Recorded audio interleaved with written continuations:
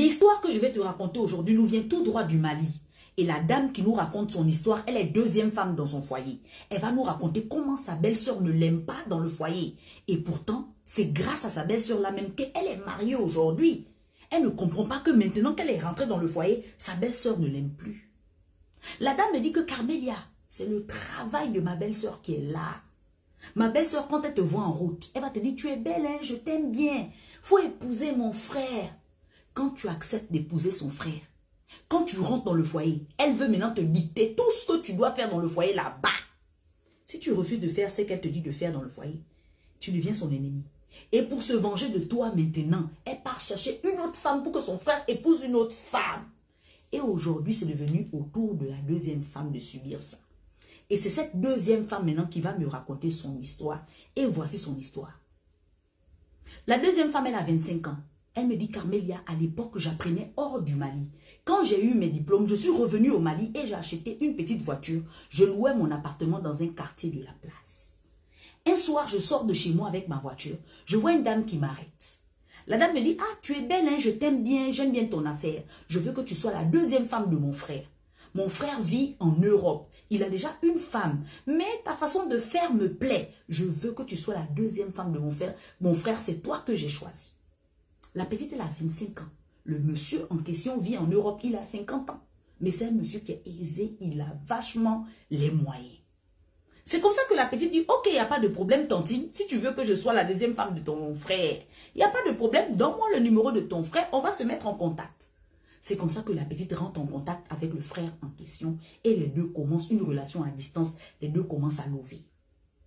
De temps en temps, la tantine demande à la petite, ah, ma petite belle-sœur, c'est comment? Et les nouvelles, avec mon frère, ça va? La petite dit, oui, ça va, tout va bien, on parle, on a commencé à parler, tout va bien. La dame dit, voilà, il va t'épouser, je connais mon frère, il va t'épouser, tu es son genre, moi-même je t'aime déjà, tu vas te marier avec lui. Et la petite était contente. Après 2 mois de relation à distance, le monsieur en Europe, là, il dit qu'il ne peut plus supporter la relation à distance, il vient au Mali. Quand le monsieur arrive au Mali, après 2 mois, il prend vraiment son temps de rester avec la petite pendant quelques jours où il était avec la petite. C'est comme ça que la soeur du monsieur dit que, mais attends, mon grand frère, depuis qu'il est revenu de l'Europe, il est qu'avec la petite là, la petite là, la petite là. Je ne le vois même pas. Pourquoi? C'est comme ça que la soeur appelle maintenant son frère. Grand frère, tu es où? Le frère dit que, mais je suis avec la petite en question, je passe mon séjour avec elle. Moi, je suis venu pour l'épouser. Hein. Hop là, la dame dit que, ah, l'épouser comment? Après 2 mois de relation, tu veux déjà l'épouser tout de suite comme ça, là. Tu veux déjà l'épouser tout de suite, là. Le monsieur dit que, oh, mais ma petite soeur, tu joues à quoi? C'est toi qui m'as présenté la petite. Tu me dis qu'elle est bien. Mais non, moi, je suis chaud, je suis déjà amoureux d'elle. Je vais venir l'épouser. Tu me dis, oh non, c'est trop tôt. Comment ça, c'est trop tôt? C'est comme ça que la soeur dit à son frère qu'on ne sait jamais. Toi, tu es un homme d'affaires. Tu es bien placé. Imagine-toi que tu épouses celle-là, on ne la connaît même pas. Peut-être même que c'est une poisseuse. Quand tu vas finir de l'épouser, ton business va tomber. Allons d'abord consulter chez un marabout pour voir si c'est une fille qu'on doit épouser ou pas. C'est comme ça que le grand frère dit que... Ah! Le grand frère boudait un peu, mais comme la soeur continuait à parler, il a fini par accepter. Ils sont allés chez le marabout. Quand ils arrivent chez le marabout, la soeur est déjà partie soudoyer le marabout là-bas. Elle a déjà dit au marabout tout ce que le marabout doit dire. Effectivement, quand ils arrivent chez le marabout dit au monsieur, il ne faut pas marier cette petite fille-là. C'est une poisseuse. Si tu la maries, tout ton business va tomber. Tu n'auras plus les contrats, rien, rien, rien. Toute ta vie sera fermée. Le frère dit, ok, j'ai compris, je ne vais pas la marier.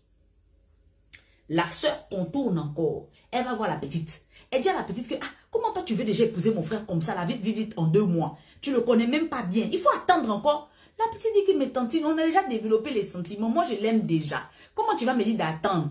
La dame dit, non, non, il faut attendre. Pas maintenant, il faut attendre. Le grand frère était maintenant fatigué de tout ça. C'est comme ça que le grand frère a dit à la petite que, hey, ma soeur m'a mené chez un marabout. Et le marabout dit que, si je te marie là, toutes mes affaires vont tomber. Mais je sais que c'est faux. Je sais que c'est ma soeur qui est partie dire ça au marabout pour m'effrayer. Je connais ma soeur. Elle ne veut pas que je te marie. Je ne sais pas pourquoi. Moi, en tout cas, moi, je vais te marier. C'est comme ça que le monsieur, en 2 mois, a marié la petite.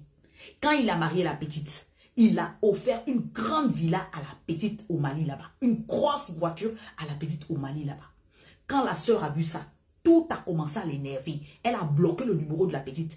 Elle a mis le numéro de la petite en rejet. Quand la petite l'appelle là, tous les jours c'est rejeté, rejeté, répondeur, répondeur. Mais malgré ça, la petite était reconnaissante. Donc, à chaque fois, elle part, elle se déplace quand même.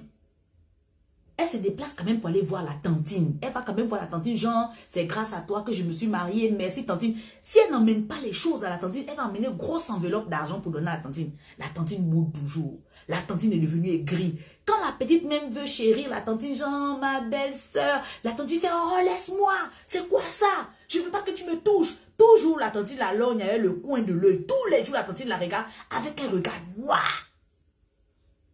Quand le gars est retourné en Europe, la petite pleure. Elle dit au gars que je ne sais pas ce que j'ai fait à ta grande soeur.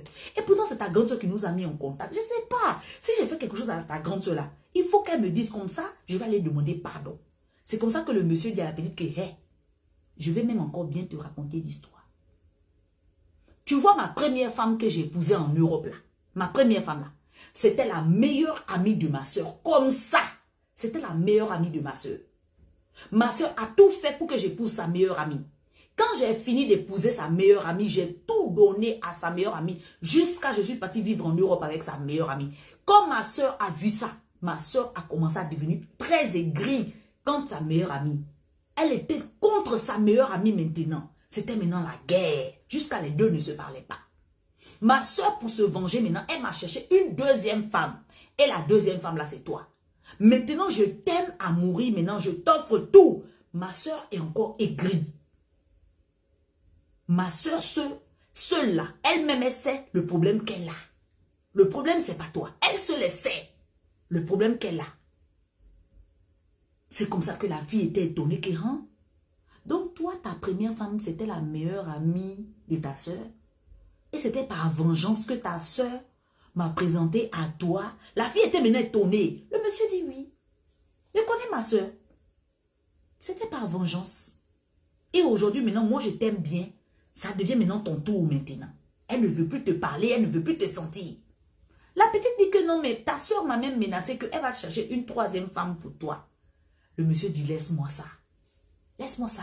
Donc, mais la petite, elle a toujours un truc, je crois. Elle veut toujours être reconnaissante envers la tantine là. Elle veut toujours se rapprocher de la tantine. Mais la tantine la regarde avec le coin de l'œil. La tantine la menace. Elle ne sait pas ce qu'elle doit faire. Jusqu'à la première femme du monsieur depuis l'Europe a contacté la petite au Mali. Elle a dit à la petite que, hey, toi et moi là, on doit s'entendre. Si tu veux qu'on doit combattre notre belle-sœur là, on doit s'entendre. On ne doit pas se faire la guerre. On a les moyens, chacun à sa place. On va se faire la guerre pourquoi? On doit s'entendre pour combattre notre belle-sœur. Et la petite était maintenant là. Parce que la petite, elle est vraiment, elle veut être reconnaissante. Mais elle ne sait pas quoi faire. Elle ne sait pas si elle doit laisser sa belle-sœur là. Ou bien, si elle doit continuer vraiment à lutter, à chercher le pardon de sa belle-sœur. Elle ne sait pas quoi faire. Donc, si toi, tu sais qu'est-ce qu'elle doit faire dans ce genre de cas-là, il faut mettre ton avis là en commentaire.